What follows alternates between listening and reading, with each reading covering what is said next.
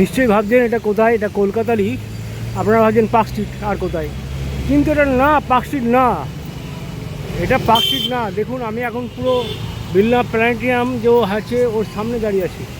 দেখুন ওটা এইখানে সাজানো হয়েছে, বিড়লা যে প্ল্যানেটেরিয়াম, এই দেখুন বিড়লা প্ল্যানেটেরিয়ামের সামনে এইরকমভাবে সাজানো হয়েছে পুরো রাস্তাটা। দেখুন খুব সুন্দরভাবে। আর সামনেই চার্চ, যেহেতু এখানে চার্চ ওই জন্য সাজানো হয়েছে। এখন চার্চে ঢুকবো, চার্চে কীরকম ক্রিসমাস উৎসব পালিত হচ্ছে ওটা দেখব। কই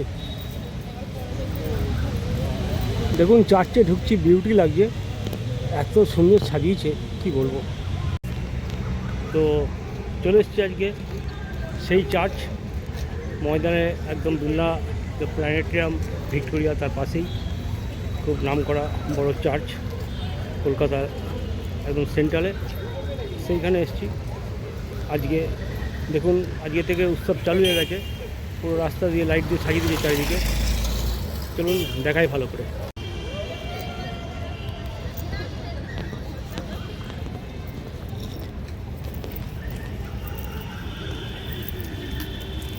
এখানে খুব সুন্দর যীশুখ্রিস্টের মূর্তি এবং সাথে বিভিন্ন পশু, খুব সুন্দর।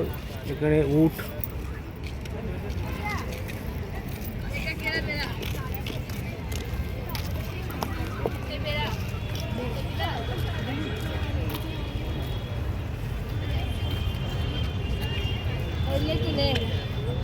দেখুন সেন্ট পলস ক্যাথিড্রাল ফ্যামিলি, এটা ক্যাথিড্রাল চার্চ।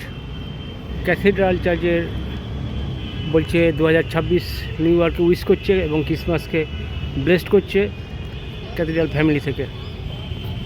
তারই এখানে একটা সুন্দর সাইনবোর্ড।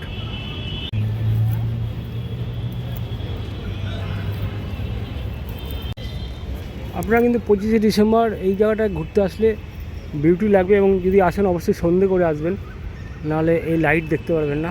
এবং আজকে তো সবে শুরু, আরও সাজাবে, আরও বিউটি লাগবে, দারুণ দেখতে লাগবে। এটুকুনি আমি আপনাদেরকে কনফার্মেশান দিলাম। পারলে 25শে ডিসেম্বর এসে দেখেই যাব। তো আমি যেহেতু কলকাতাতেই থাকি, কলকাতার কাজ করি, সেই জন্য দেখাতে অসুবিধা নেই, দেখিয়ে দেবো।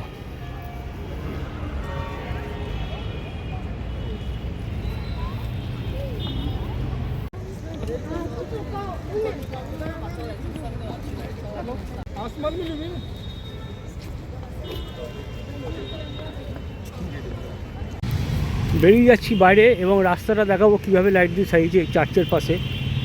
সেন্ট পলস ক্যাথিড্রাল চার্চ, এটা পার্ক স্ট্রিট নয়, এটা হচ্ছে আপনার বিড়লা প্ল্যানেটেরিয়াম ভিক্টোরিয়ার যে রাস্তাটা রবীন্দ্র সদনে যাচ্ছে, সেই রাস্তাটাতে এটা সাজিয়েছে।